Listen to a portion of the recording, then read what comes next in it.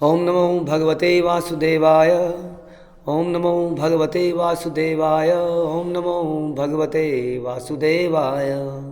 श्रीमद् भागवतम तीसरा कैंटो 26वां अध्याय 20वां श्लोक। तो कपिल भगवान प्रकृति के बारे में बताया उन्होंने कि कैसे महत तत्व, उसके अंदर कैसे अलग अलग एलिमेंट। तो हमने सुना काल के बारे में, कैसे काल के कारण प्रतिक्रियाएं होती हैं, बहुत कुछ होता है। उसके बारे में हम सुन रहे हैं। ये चैप्टर थोड़ा सा कॉम्प्लिकेटेड रहेगा, लेकिन इसको सुनना ज़रूरी है। एटलीस्ट हमें समझ में आना चाहिए थोड़ा बहुत हाई लेवल पे कि प्रकृति का क्रिएशन कैसे होता है। इसकी हर बात को आप समझ जाओगे डज नॉट, मतलब इज़ नॉट नेसेसरी कि हम इसको समझ पाएँ पूरी तरह से, क्योंकि काफ़ी कॉम्प्लिकेटेड वर्ड्स इसमें बीच में आएंगे, बट इसको सुनना ज़रूरी है। विश्वम आत्मगतम व्यंजन कूटस्थ जगदंकुर स्वतेजसा अपीबत तीव्रम आत्म प्रस्वापनम तमः। इस प्रकार तेजस्वी महत तत्व जिसके भीतर सारे ब्रह्मांड समाये हैं। तो यदि आपको याद हो महत तत्व क्या है, हमने कई एग्जाम्पल लिए। हमने कहा एक आटे का गोला है जिसके से हम अलग अलग दृश्य चित्र चीज़ें बना सकते हैं। हमने बोला एक सोने का गोला है जिससे अलग अलग आभूषण बनाए जा सकते हैं। तो बता रहे हैं कि सारे के सारे जगत ब्रह्मांड अभी बने नहीं हैं, अलग अलग ब्रह्मांड अभी तो अलग अलग ब्रह्मांड है ना, गैलेक्सीज हैं, उसके अंदर प्लैनेट्स बहुत कुछ है, तो वो अलग अलग अभी बना नहीं है। तो इसलिए उसके अंदर सारे ब्रह्मांड समाये हुए हैं उस तेजस्वी महतत्व के अंदर, जो समस्त दृश्य जगत का, जो हमें दिखता है जगत, उसका मूल है, और जो प्रलय के समय नष्ट नहीं होता। हमने तो सुना है प्रलय के समय सब नष्ट हो जाता है। कैसे नष्ट नहीं होता? जैसे आपने क्या किया, आपने अपने घर के सारे आभूषण लिए और एक भट्टी में झोंक दिए, हो गई प्रलय। और जब भट्टी में आपने सारे सोने को झोंक दिया तो अंत में क्या मिलेगा? सोने का गोला। तो वो हो गया महत्व। तो महत्व नष्ट नहीं हुआ ना, यानी कि महत्व तो फिर भी नष्ट नहीं होता है प्रलय के समय, और अपनी विविधता प्रकट करके उसे अंधकार को निकल जाता है, जिसने प्रलय के समय तेज को ढक लिया था।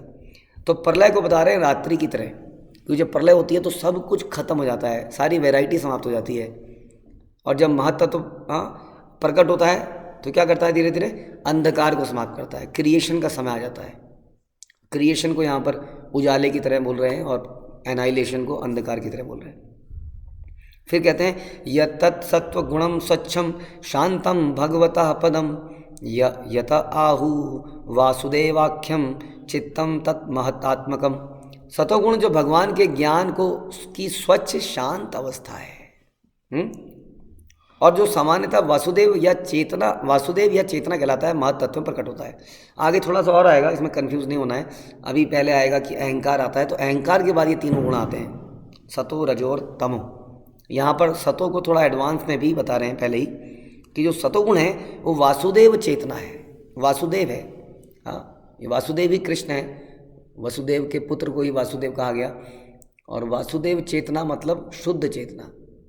शुद्ध चेतना मतलब सतोगुणी चेतना यहाँ बता रहे हैं। ऐसा सतोगुण जिसमें मिश्रण ना हो। ध्यान रखिए, शुद्ध सतोगुण और सतोगुण में अंतर है कि सतोगुण में मिश्रण होता है बीच बीच में तमो और रजो का, लेकिन शुद्ध में नहीं होता है। तो शुद्ध सतोगुण जो भगवान की स्वच्छ ज्ञान की अवस्था है, वासुदेव चेतना है, महत तत्व में आते हैं। यानी कि अब ये महत तत्व के अंदर क्या आ रहे हैं? तीनों के तीनों गुण धीरे धीरे उसके अंदर आएंगे और चीज़ों को और कॉम्प्लिकेटेड कर देंगे। स्वच्छत्वम अविकारित्वम शांतत्वम इति चेतसा वृत्ति भी लक्षणम प्रोक्तम यथा अपाम प्रकृति परा। महत तत्व के प्रकट होने के बाद ये वृत्तियां एक साथ उदय होती हैं।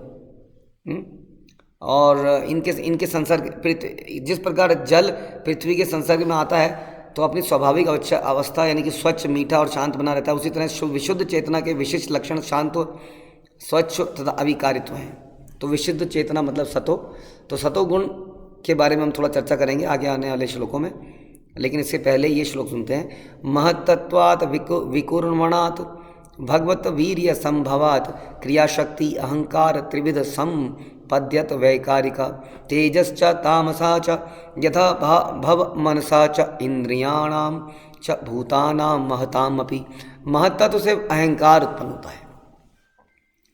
तो अहंकार के बारे में हम पहले भी चर्चा कर चुके हैं। अहंकार का मतलब होता है अपनी रियल आइडेंटिटी को ना पहचानना, अपने रियल स्वभाव को ना समझना और अपने आप को कुछ कहते ना, तुम अहंकार में भूल गए हो, अपने आप को भूल गए हो कि तुम क्या थे, है ना। तो अहंकार में क्या होता है, हम अपनी ओरिजिनल स्थिति को भूल जाते हैं। तो हम सोचते हैं कि हम अहंकार में आ गए हैं, तो हम मैनेजर के अहंकार में आ गए हैं, हम बहुत शक्तिशाली, बहुत सुंदर, बुद्धिमान व्यक्ति के अहंकार में आ गए हैं। लेकिन वास्तविक अहंकार भी हमको हमेशा ही, एक अहंकार हम सबके साथ हमेशा ही रहता है, एक अहंकार में हम सब हमेशा ही डूबे रहते हैं। वो ये कि मैं एक जीव हूँ, मैं इंडिपेंडेंट हूँ, मैं स्वामी हूँ और मैं किसी का दास नहीं हूँ, मैं कृष्ण का दास नहीं हूँ। ये अहंकार हम सबको लेके डूबता है, तो ये उत्पन्न होता है। अब ये क्यों उत्पन्न होता है, समझिए कि संसार में वही जीवात्माएं आती हैं जो कभी ये चाहती थी कि हम संसार का हम भोग करें। Why only Krishna should enjoy, I also enjoy, मुझे भी तो कुछ मज़े आने चाहिए। तो इसके लिए आपको भूलना पड़ेगा कि मैं कृष्ण का दास हूँ। ध्यान रखिए, जो व्यक्ति हमेशा ध्यान रखेगा कि मैं भगवान का दास हूँ, वो एंजॉय कैसे करेगा, क्योंकि दास तो हमेशा स्वामी की प्रसन्नता के बारे में सोचता है। तो इसलिए यदि आपको एंजॉय करना है तो ये भुलाना ज़रूरी है कि आप कृष्ण के दास हैं, इसलिए अहंकार का उत्पन्न होना जरूरी है, जो भगवान की निजी शक्ति से अद्भुत है। अहंकार में मुख्य रूप से 3 प्रकार की क्रिया शक्ति होती हैं, सत्व, तज, रज और ताम। और इन तीनों गुणों के अंतर्गत रहते हुए हम अलग अलग प्रकार की इंद्रिय तृप्ति करते हैं। और इन 3 प्रकार के अहंकार से फिर मन आता है, ज्ञानेंद्रियाँ आती हैं, कर्मेंद्रियाँ आती हैं, स्थूल तत्व। क्यों आते हैं ये सारे ज्ञानेंद्रियाँ, कर्मेंद्रियाँ? क्योंकि अब एंजॉय करना है तो कुछ करना पड़ेगा ना। आँखों को कुछ देखना है बढ़िया, मुंह को कुछ खाना है, त्वचा को कुछ टच करना है बढ़िया। आइडेंटिटी तो भूल चुके हैं, अब इंसान को कुछ चाहिए जिससे वो भोग कर पाए। इसलिए इंसान आज की डेट में इतने योगासन करता है ताकि शरीर का एक एक अंग बढ़िया रहे, ताकि उससे बढ़िया तरीके से भोग कर पाए। तो अब उसको इंद्रियां टूल दिए जा रहे हैं, लो भोग करो। लेकिन बाद में, जैसा प्रभुपाद कई बार कहते हैं कि कई सारी बीमारियां उसी चीज़ से, सांप का विष अगर लग गया है शरीर को, तो सांप के विष से ही उसको ठीक किया जा सकता है। सांप ने अगर आपको काट लिया है तो सांप के विष से ही आपका वो विष हटाया जा सकता है। तो उसी तरह से संसार में ये जो हमारी इंद्रियां हैं, ये इंद्रियां और ये जो विषय है इंद्रियों के, यही हमें लेके डूबते हैं। और इन्हीं इंद्रियों से और इन्हीं इंद्रियों विषयों से हम मुक्त भी हो सकते हैं अगर हम इन्हीं इंद्रियों को और विषयों को भगवान की सेवा में लगा दें। जैसे इंद्रियों का विषय है सुनना, कान है इंद्री और सुनना उसका विषय है। तो यदि कान को और सुनने को भगवान की कथा सुनने में लगा दें तो यही मुक्ति का कारण है। लेकिन यही इस कान को किसी फिल्मी गाने और मूवी देखने में लगा दें तो ये बद्धता का कारण है। तो ये बता रहे हैं कि ये जो अहंकार पैदा हुआ, फॉरगेटिंग आवर रियल आइडेंटिटी, इसके बाद में क्या क्या आया, सतोगुण, तमोगुण, रजोगुण, और फिर मन, ज्ञानेंद्रियाँ, कर्मेंद्रियाँ, स्थूल तत्व, ये सारे आ गए, जिसके साथ जीव अब खुल के एंजॉय करना चाहता है। सहस्त्र शिरसस साक्षात यम अनंतम प्रचक्षते संकर्ष आख्यम पुरुषम भूत इंद्रिया मनमयम। स्थूल तत्वों का स्रोत इंद्रियां तथा मन, ये ही 3 प्रकार के अहंकार हैं। इंद्रियां, मन, क्योंकि अहंकार ही उनका कारण है। अभी हमने सुना कि हमारी भी सारी समस्याओं का एक ही कारण है कि I am the enjoyer, I am the controller. और उसके बाद बहुत सारी इच्छाएं आती हैं और हमारे अंदर एनवी और एंगर, बहुत चीज़ें आता है। उसका कारण है कि फॉरगेटिंग अ रियल आइडेंटिटी। इसलिए कहते हैं कि हमेशा always remember Krishna and always remember our position, संबंध ज्ञान, विच इज़ हम भगवान के दास हैं। इसको हमेशा ध्यान रखना है। बता रहे अहंकार के कारण ये सब आया। यह संकर्षण, बता रहे हैं आगे कि यह संकर्षण के नाम से जाना जाता है, जो कि 1000 सिरों वाले साक्षात भगवान अनंत हैं। तो वो इनकी कंट्रोलर है। कर्तव्यम कर्णत्वम च कार्तव्यम च इति लक्षणम शांतः घोरा विमूढ़त्वम इति वा स्यात् अहंकृते। यह अहंकार कर्ता करने के साधन कार्य के लक्षणों वाला होता है। सतो, रजो तथा तमो गुणों के द्वारा यह जिस प्रकार प्रभावित होता है उसी के अनुसार शांत, क्रियावन या मंद लक्षण वाला माना जाता है।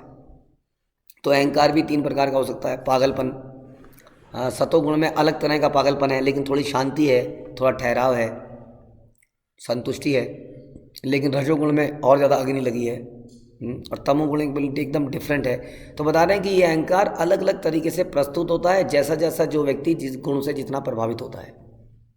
लेकिन उसकी विस्मृति कंटिन्यू रहती है, कृष्ण के प्रति दासत्व की विस्मृति, फॉरगेटफुलनेस कंटिन्यू रहती है, और अलग अलग तरीके से उसका पागलपन दिखता है जैसे जैसे उसको एक गुण प्रभावित करते हैं। और ये सतोगुण तमोगुण रजोगुण में अलग अलग प्रकार से प्रभावित करते हैं। और इसके बारे में बड़ा डिटेल में भगवद गीता में पूरा चैप्टर है इन 3 गुणों के ऊपर, उसमें ध्यान से हम सुन सकते हैं कि कैसे ये 3 गुण हमें प्रभावित करते हैं। उसके बाद बता रहे हैं वैकारिकात विकुरणवात मनत्वम अजायतः यत संकल्प विकल्प भ्याम वत्तते काम संभवा। सत्व के अहंकार से दूसरा विकार आता है, इससे मन उत्पन्न होता है, जिससे संकल्प तथा विकल्पों का से इच्छा का उदय होता है। अब मन जो है सत्व के आने से, देखिए अहंकार आया, अहंकार में सत्व मिला, सत्व मिलेगा तो कुछ और होगा अहंकार में, यानी कि फॉरगेटिंग आवर आइडेंटिटी, और उसमें रजो मिलेगा तो कुछ और होगा, तमो मिलेगा तब। अब जब सत्व मिला तो उससे क्या निकला, मन उदय हुआ, यानी कि मन अहंकार और सत्व के मिश्रण से आया, और उस मन के अंदर क्या आया, संकल्प और विकल्प। संकल्प होता है कि मुझे ये चाहिए, और विकल्प ये होता है मुझे ये नहीं चाहिए, अब मुझे कुछ और चाहिए। सिंपल है, मन हमेशा संकल्प और विकल्प करता है। मन कहता है आज मुझे ये चाहिए, और थोड़े समय पर वो कहता है कुछ और चाहिए। ये केवल बच्चों के साथ नहीं है, ये बड़ों के साथ भी होता है। हम किसी चीज़ को प्राप्त करने के लिए भरसक प्रयत्न करते हैं, और पर्याप्त जब हो जाती है तो उससे ऊब जाते हैं और अब किसी और चीज़ को मांगते हैं। तो ये है संकल्प और विकल्प। हाँ, भोग त्याग, प्रभुपाद कहते थे भोग त्याग, भोग त्याग। वो त्याग त्याग कुछ नहीं है। 5 रसगुल्ले खा लिए हैं तो आप मेरे सामने रसगुल्ले मत लाना, मुँह उल्टी कर दूंगा। हाँ, अब 5 खाएगा तो उल्टी करेगा, उसके बाद 10 खाएगा तो, लेकिन अगले दिन फिर मांगेगा, फिर संकल्प करेगा। तो ये भोग और त्याग, ये त्याग नहीं है वास्तव में, ये संकल्प और विकल्प है। वो विकल्प भी कुछ नया संकल्प करने के लिए विकल्प है, वो त्याग नया भोग करने के लिए त्याग है। तो इस प्रकार से तो यहाँ बता रहे हैं कि संकल्प और विकल्प ये क्या, किससे आया, सत्व से आया, और सत्व के साथ जब अहंकार मिला तो ये मन पैदा होता है, जो कि इसके बारे में बहुत चर्चा करी है कि मन जो है हमारा सबसे बड़ा शत्रु भी है और मित्र भी है। इसको मित्र बनाना है अल्टीमेटली, हमें भक्ति करनी है तो ये हो गया। अब इसके बाद क्या होता है, यथा विदुहि अनिरुद्धाख्यम हृषिकाणाम अधीश्वरम शारद इंदीवर श्यामम संधाध्यम योगी भीषणई। जीवात्मा का मन इंद्रियों के परम अधिष्ठाता अनिरुद्ध के नाम से प्रसिद्ध है। अब अनिरुद्ध जो है इस मन के अधिष्ठाता है, ठीक है। उनका नील श्याम शरीर शरदकालीन कमल के समान है, योगीजन उन्हें क्रमशः प्राप्त करते हैं। तो ये जो अनिरुद्ध, प्रद्युम्न, वसुदेव, ये जो है ये भगवान के 4 संकर्षण से और 4 एक्सटेंशन निकलते हैं, जिसके बारे में हमने पहले चर्चा कर चुके हैं। तो ये इसके अधिष्ठाता हैं, उसके बारे में बता रहे हैं। तेजसात तु विकृणवात बुद्धि तत्वम अभूत सती द्रव्य स्फुरण विज्ञानम इंद्रियाणाम अनुग्रह। हे सती, रजोगुणी अहंकार में विकार होने से बुद्धि का जन्म होता है। अब समझ में आया। अब अहंकार में रजोगुण का मिश्रण हुआ, जब सतों का हुआ था तो मन आया था, अब रजो का हुआ तो बुद्धि का जन्म हुआ। यानी कि मन जो है, सुनने में अजीब सा लगता है कि मन सतोगुण की उपज है और बुद्धि रजोगुण की उपज है वास्तव में। बुद्धि के कार्य हैं दिखाई पड़ने वाले पदार्थों की प्रकृति के निर्धारण में सहायता करना और इंद्रियों की सहायता करना। पदार्थों के प्रकृति के निर्धारण में, निर्धारण मतलब deciding what is right and what is wrong, ये बुद्धि है। ये रजोगुण के प्रभाव से बनी।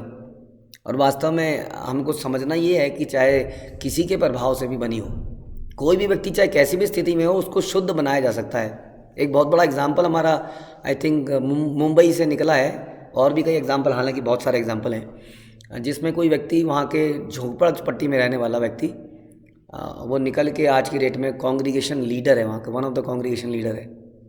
और हमने सुना था एक बार, ये जो हमारे आसाम साइड में जो एक्सट्रीमिस्ट होते हैं, उनमें से किसी व्यक्ति ने अपने को सरेंडर किया और शुद्ध हुआ, और आज की डेट में बहुत बड़ा भक्त बना। बहुत सारे ऐसे एग्जाम्पल हैं। हाँ, तो किसी से चाहे मन कैसी भी स्थिति में हो, रजोगुण से आया हो, तमोगुण से आया, वैसे बुद्धि चाहे रजोगुण से आई हो, इन सब को शुद्ध किया जा सकता है। बुद्धि हमेशा बड़ा दिमाग लगाती है, कैलकुलेशन करती है, फ़ायदा कहाँ मिलेगा, कहाँ 2 पैसे मिलेंगे, इसमें मेरा क्या फ़ायदा होगा, तुम मुझे ये ला रहे हो, तुम मुझे क्या तुम मुझे ये दे रहे हो, तो इसमें ज़रूर तुम्हारा कोई फ़ायदा होगा। शक करना, बहुत सारा बुद्धि बहुत चलती है हमारी। और यही बुद्धि हम भगवान की सेवा में लगा सकते हैं। जैसे शिला प्रभुपाद ने कितनी बुद्धि लगाई होगी इतने मंदिरों का निर्माण करने में, इतने सारे भक्त बनाने में। हाँ, तो बुद्धि की ज़रूरत पड़ती है, बस वो कृष्ण की सेवा में लगाना है। वैसे मन को कृष्ण की सेवा में लगाना है। तो रजोगुण और अहंकार जब मिश्रण हुए तो ये बुद्धि बनती है।